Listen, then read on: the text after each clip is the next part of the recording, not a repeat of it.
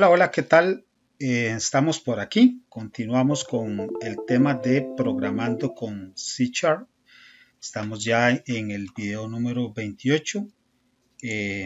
Un cordial saludo de quien les habla, el profesor Mauricio Vargas, del Departamento de Informática en el Desarrollo de Software del Colegio Cobao. Vamos a continuar ampliando un poco el tema del manejo de listas y vamos a ampliar algunos conceptos a propósito de lo que hablamos en el video anterior, ¿verdad? Quiero recalcar y puntualizar y extendernos un poquito más en este tema de lo que es las listas. Y es que en realidad, cuando hablamos de listas, manejamos un concepto que denominamos colecciones. Nosotros vamos a estar viendo a lo largo de una serie de los siguientes videos, por lo menos los próximos 10, 15 videos, calculo yo, vamos a estar hablando de ese tema en particular, de lo que son las colecciones. Y las listas están incluidas dentro de esas colecciones, ¿verdad? De datos. Las colecciones, bueno, son clases que pertenecen, como ya lo vimos en el video anterior, al namespace, ¿verdad? System Collection Generic, ¿verdad? Si nosotros no declaramos esto al inicio, pues no vamos a poder utilizar ninguno de este tipo de colecciones. Y también ya vimos que evidentemente estas clases nos permiten almacenar elementos, ¿verdad? De diferente tipo. Son clases genéricas, como lo indica el propio namespace, ¿verdad? Generic. Y pues también vimos que no tienen las limitaciones que teníamos con los arrays, ¿verdad? A cambio de eso, pues siempre hay que pagar un precio, pues consumen mayor recursos de nuestros equipos. A cambio de eso, pues nos permiten, entre otros métodos, ¿verdad? A ordenarlos, añadir elementos, eliminar elementos, buscar, etcétera. Y como ya lo indicamos y lo recalcamos, son clases que pertenecen al namespace Systems Collection Generic, ¿verdad? Eso para que quede lo suficientemente claro. Bueno, nosotros vamos a estar abordando en principio dos tipos de listas, ¿verdad? Vamos a ampliar un poco lo que es las listas simples, ¿verdad? En el caso de la colección que manejamos con C# es la palabra list, la palabra reservada list, que es muy parecido, ¿verdad? Muy parecido a los arrays, pero con métodos adicionales que nos permiten agregar, eliminar, ordenar y buscar con mayor facilidad de lo que nos lo permitían los arrays. Y un tema que estaremos abordando una vez que terminemos de ver el tema de las listas simples, y es las linked lists, ¿verdad? O las listas enlazadas, que más bien estas tienen un comportamiento muy parecido a las pilas, ¿verdad? O las colas, keyword stack, ¿verdad? Que son otros métodos, otras colecciones, otras colecciones que vamos a estar viendo posteriormente, ¿verdad? Vamos a verlos en otros videos, pero básicamente son los dos tipos de lista que nosotros vamos a estar manejando. Entonces, vamos a retomar el tema de las listas simples para dejar bien claro el tema y cerrar ya el tema de las listas simples y abocarnos a lo que son los linked lists, ¿verdad?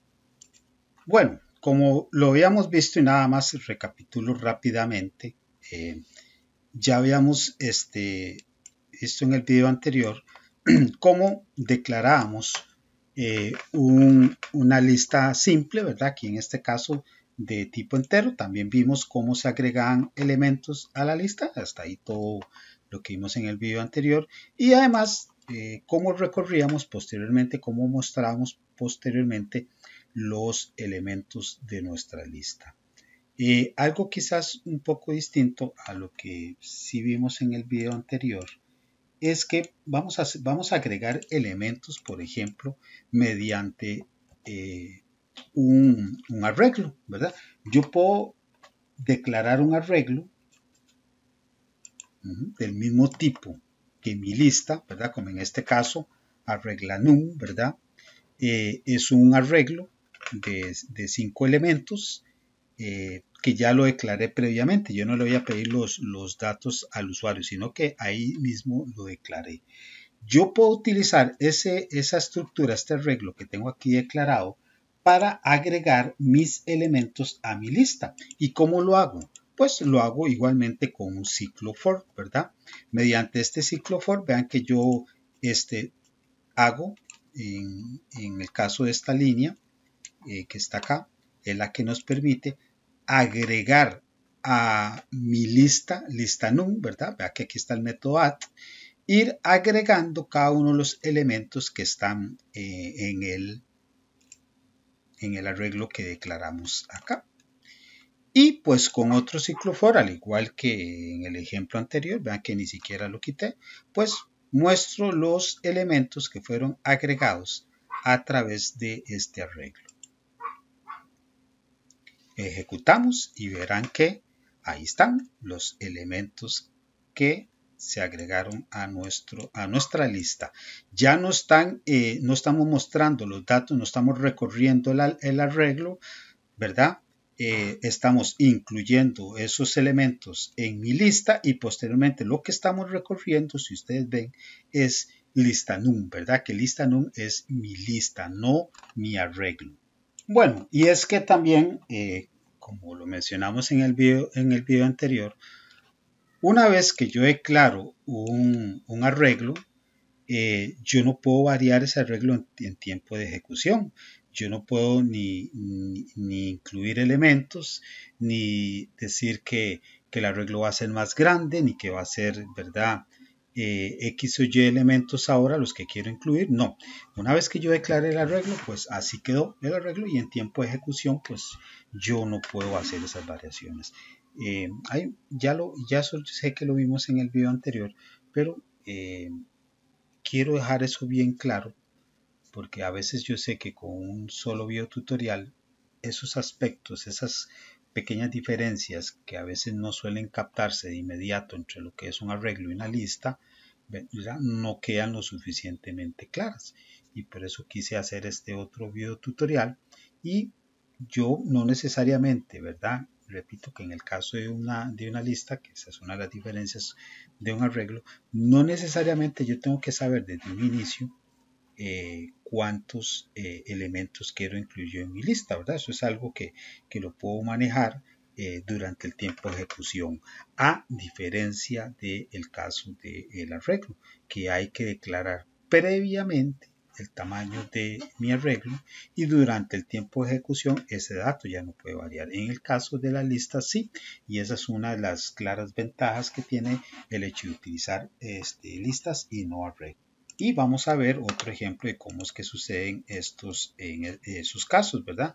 De que yo en el tiempo de ejecución pues varíe ese dato. Bueno, vamos a borrar. De hecho voy a borrar todo esto que tenemos acá. Vamos a dejar solo declarada nuestra lista num, ¿verdad? Y vamos a trabajar a partir de esta lista que tengo aquí declarada. Vamos a hacer un pequeño ejercicio. Vamos a hacer una aplicacioncita que en tiempo de ejecución nos solicite la cantidad o el tamaño de los elementos que queremos incluir en el listado. O sea, si queremos incluir 5 o 7 u 8 y esto en tiempo de ejecución, una vez que nosotros le hayamos indicado cuántos elementos queremos incluir en nuestra lista, nos los irá solicitando, ¿verdad?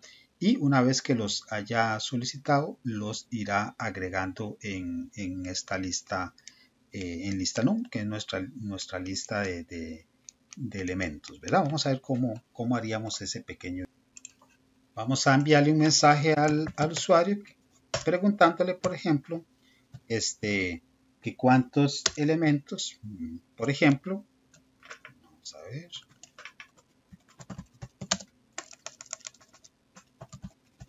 cuántos elementos deseas incluir en la lista, no sé, por ejemplo, ¿verdad? Y ahora vamos a guardar ese dato, vamos a capturarlo desde consola. Ese dato va a ser de tipo entero. Vamos a llamar el element, ¿verdad? Para ser descriptivo. Y lo vamos a capturar, ¿verdad? Vamos a decir que es un dato de tipo entero, porque tiene que ser un dato entero, que es el tamaño preciso exacto de la cantidad de elementos que queremos incluir. Y ese dato lo vamos a capturar desde la consola, ¿verdad? Entonces un console read line y ya todos sabemos, claro, ¿verdad? Ya todos ustedes saben a estas alturas por qué es que está dándonos ese error, ¿verdad? Y ese error es básicamente porque tenemos que, recordemos que hacer el parseo, ¿verdad? Como dirían algunos, tenemos que convertir ese dato que estamos capturando, ese dato que inicialmente lo capturamos como un valor string, lo debemos de convertir a un tipo de dato entero. Pues eso ya lo vimos en otros videos. Si usted no entiende qué es lo que hicimos, le va a tocar devolverse un montón de videos hacia atrás. Ahora, al igual que en el ejemplo anterior, pues utilizamos un ciclo for, ¿verdad? Para ir capturando los elementos, ¿verdad? Desde i igual a 0, ¿verdad? Mientras que i, que es el contador, sea, ¿verdad? Menor a los elementos que nos señaló el usuario que como máximo quería agregar a la lista.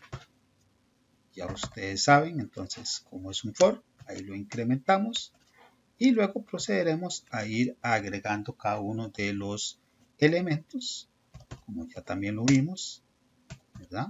A nuestra lista. Correcto.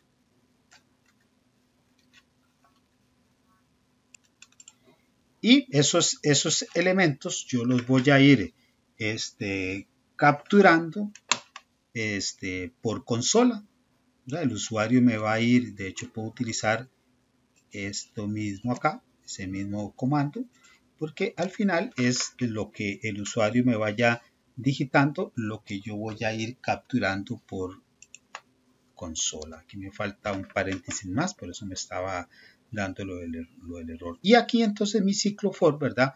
Yo voy a ir capturando los datos y estos se van agregando a mi lista tantos datos como yo como usuario, ¿verdad? Tantos como el usuario me haya indicado ante esta pregunta y guardado en la variable element, ¿verdad? Tanto así como yo haya definido en esta variable que yo quería o quise capturar de datos. Y pues ahora simple y sencillamente ejecuto. Y le voy a decir que yo quiero digitar, no sé yo, 5 datos. Bueno, ahí tal vez me faltó mandarle un mensaje, dame los datos, no sé. Pero ahí ya lo que está esperando es que se digiten los datos, listo. Ahí ya tal vez podemos hacer aquí un console, ¿verdad? Enviarle un mensaje al usuario, ¿verdad? Que dame los elementos. Dame los elementos ahí, no sé, digo yo, ¿verdad? Por decirle algo para que se sepa ahí.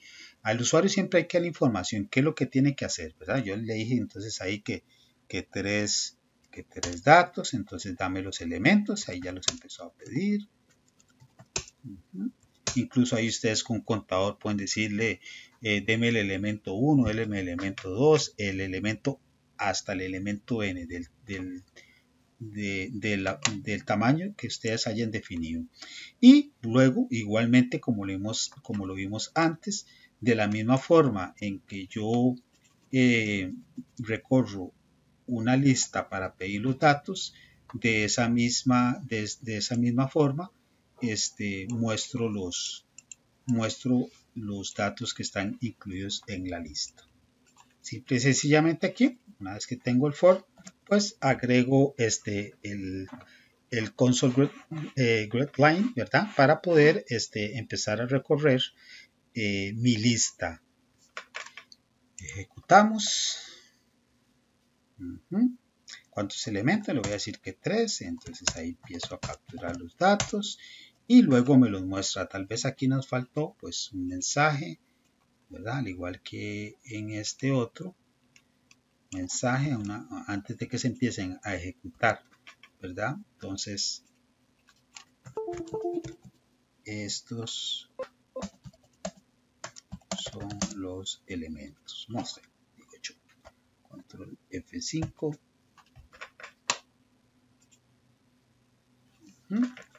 Le voy a decir que 3 igual. Dame los datos y ahora estos son los elementos, que son los mismos que yo capturé acá, los que estoy mostrando. En este caso, nótese que nosotros no sabemos de un inicio cuántos datos van a estar incluidos en mi lista, porque ese dato pues me lo tiene que dar una vez que inicie la aplicación, me lo tiene que dar el usuario, ¿verdad? Entonces, y ese es el dato que yo pues guardo en la variable element, ¿verdad? Que es en definitiva la que me va a permitir y definir la cantidad de registros que yo pueda definir. Y cada vez que yo lo ejecute, pues yo puedo variar dinámicamente el tamaño de mi lista. Bueno, también en lugar, ¿verdad?, de utilizar esta variable, nosotros podemos hacer uso de una de las propiedades que tiene en nuestra colección list. Podemos consultar, ¿verdad? Y yo les recomiendo que lo hagan, ¿verdad? Directamente de la página de Microsoft, ¿verdad? Nosotros podemos hacer la consulta de todas las colecciones que tiene en este caso C#, ¿verdad? Aquí vemos, por ejemplo, la que estamos utilizando, list, ¿verdad? Y podemos ver que una de sus propiedades, voy a señalarlo acá, una de sus propiedades es la propiedad count, ¿verdad? ¿Qué es lo que hace? Bueno, vamos a ver, vamos a ponerlo aquí en práctica. Aquí entonces, en lugar de la variable elements, yo le puedo decir, puedo cambiar esto por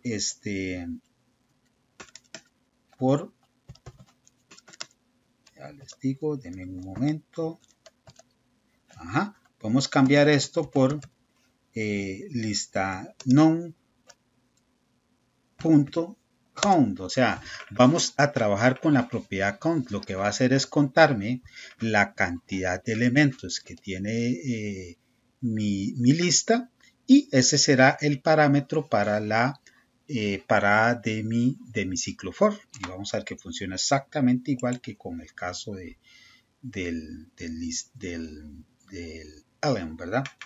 Entonces voy a decirle que 3, 45, 67, 89, y ven que funcionó exactamente igual con la opción.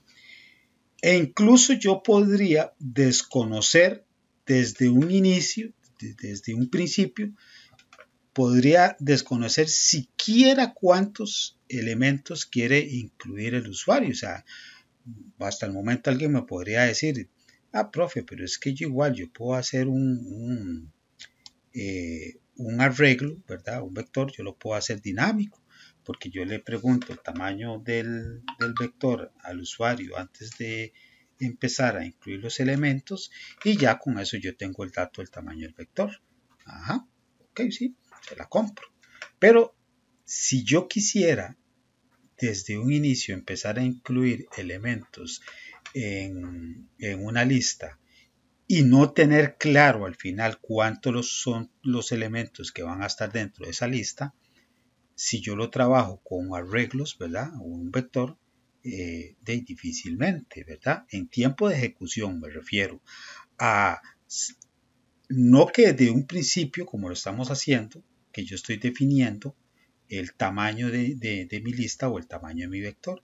No, sino que durante la ejecución, el programa, un ciclo que me permita, ¿verdad? Un programa que me permita incluir elementos a una lista y que sea el usuario quien defina en ese tiempo de ejecución, conforme le están pidiendo datos, cuando quiere dejar de incluir datos en la lista. Y vamos a ver cómo lo podemos lograr o cómo se logra eso en el caso de una lista, ¿verdad? De una lista. Vamos a ver. Bueno, hasta el momento he utilizado simple y sencillamente ciclos for para hacer eso. Para hacer, perdón, la inclusión de los datos a mi lista. Hay otras estructuras de control cíclicas de datos que vimos en videos anteriores y vamos a utilizar una de ellas, ¿verdad? Vamos a utilizar una de ellas con solo que yo posiblemente dé aquí la indicación, ¿verdad? Por salida de pantalla al usuario. Ustedes seguramente van a adivinarme cuál estructura es la que estoy mencionando. Entonces le vamos a indicar al usuario mediante este mensaje que introduce los elementos en la colección, ¿verdad? Y que digite 0 para salir, para dejar de incluir datos en la colección, en la lista. Entonces ya yo me imagino que algunos de ustedes sabrán de cuál estructura cíclica de control de datos estoy hablando, ¿verdad? Bueno, pero si usted no lo sabe, va a tener que ver los videos que hice yo de estructuras de control cíclicas anteriormente.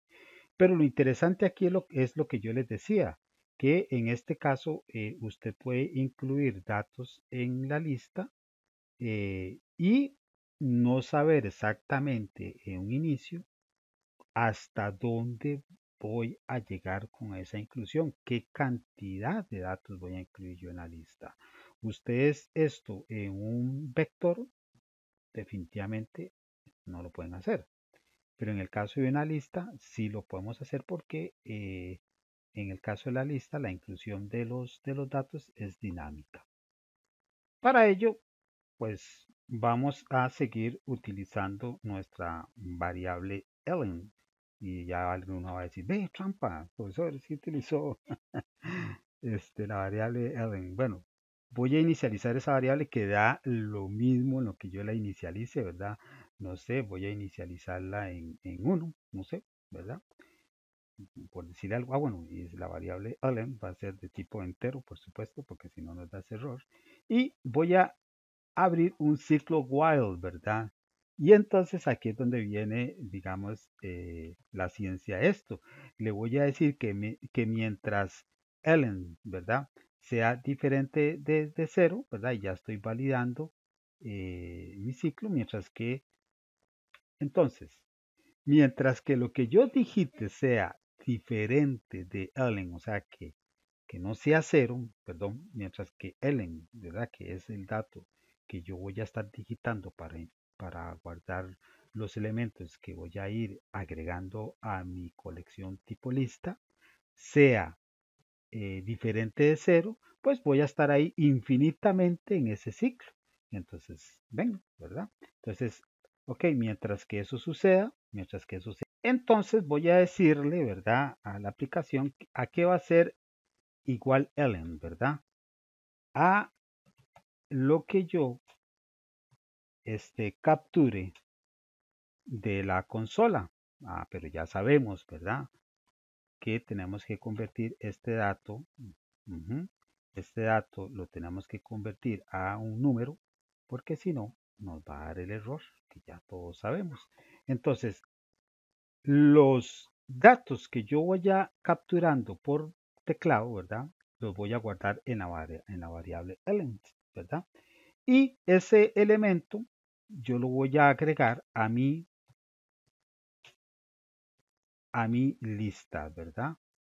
A mi lista. Los voy a ir agregando. Entonces, esta pequeña aplicacióncita lo que me permitirá será estar infinitamente en este ciclo hasta que yo quiera o lo necesite, ¿verdad?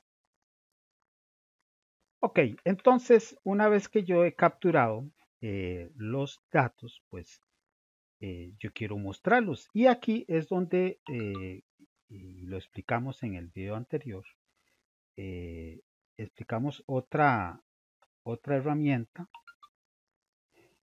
la, la estructura for each. Y ya les explico por qué en este caso esta estructura se vuelve tan importante. Bueno, entonces, como lo habíamos dicho, ¿verdad? Voy a montar la estructura y luego les explico. Entonces, vamos a necesitar una variable que podemos denominar como nosotros mejor querramos, ¿verdad? Yo en este caso la voy a denominar dato, ¿verdad? Y ya les explico en lista num. Ok, entonces, esto es algo, funciona similar a esta forma. Voy a tratar de traducirlo al lenguaje humano, ¿verdad? O sea, eso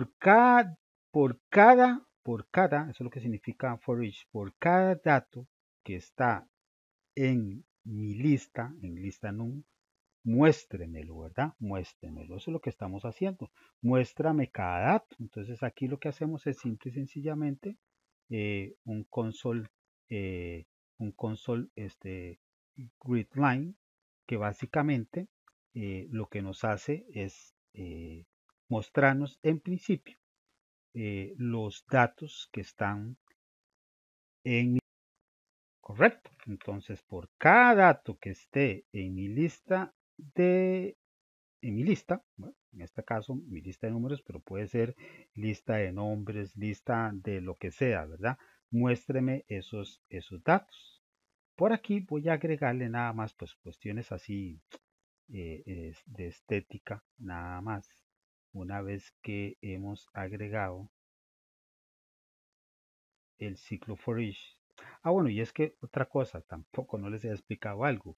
En el caso de un for, ¿verdad? En el caso de un for, yo sé de antemano y necesito una variable de parada. O sea, un ciclo for tiene que ir desde, por ejemplo, desde 0 hasta 50, ¿verdad? Hasta n. En este caso, no sabemos cuántos elementos vaya a ingresar el usuario. Entonces, con el for each, como no tengo que saber el dato de parada de mi ciclo, pues me queda muy cómodo utilizar el for each, aparte que el código for each pues es un poco más pequeño, más eficiente. Pues por ahí alguien me puede decir, de profe, pues muy fácil, puedo utilizar siempre un for y utilizo la propiedad count. Bueno, sí, también pueden hacerlo con el count. Al final de cuentas pueden utilizar el count, ¿verdad? Y lo hacen con un for, o lo pueden hacer más elegante, ¿verdad? Con menos código, con un for each.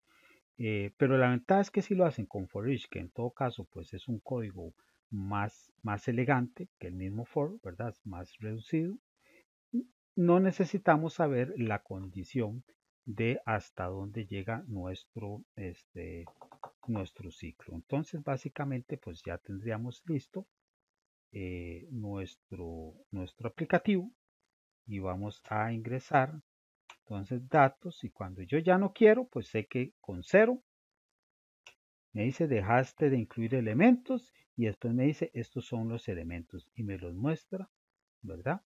En el mismo orden en que yo los agregué, o puedo utilizar el reverse, o puedo limpiarlo, o la lista, puedo eliminarlos, puedo eliminar datos, etcétera, etcétera, etcétera, etcétera, ¿verdad?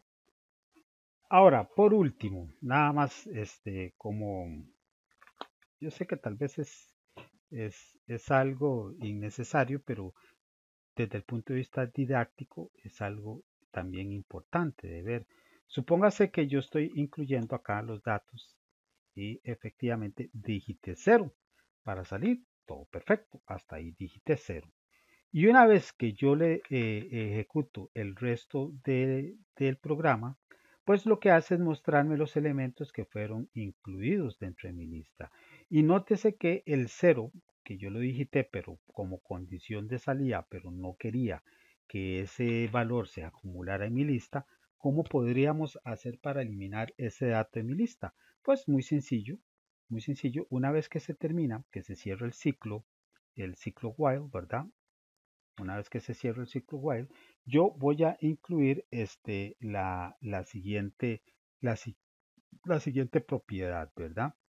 El siguiente método y la siguiente propiedad, ¿verdad? Le voy a decir que en el caso de mi lista, ¿verdad? De mi lista, recordemos que vimos en el video anterior eh, el método remote add, ¿verdad? ¿Qué es remote add? Si entre paréntesis yo le indico en la posición del dato, o sea, del índice que yo quiero eliminar, me lo va a eliminar. En este caso, yo sé que siempre, ¿verdad? En el caso del 0 va a ser la última posición que va a estar en mi lista. Entonces ahí es donde yo puedo utilizar la propiedad count. Entonces yo le voy a decir que me cuente, ¿verdad? Que me cuente todos los elementos y y que se mueva a una posición, a menos una posición. Con esta línea yo me aseguro entonces que la última posición, ¿verdad? El último dato de mi lista sea eliminado. Y hagamos la prueba para que vean ustedes que no les miento. Entonces vamos a digitar el 23, el 56, el 78, el 90 y aquí voy a digitar el 0, pero como condición de salida. Pero yo no quiero que ese elemento que es el 1, 2, 3, 4, 5, ¿verdad? Ese quinto elemento yo no quiero que me aparezca en mi lista. Entonces, una vez que yo le dé enter, ¿verdad? El sistema va a terminar el ciclo.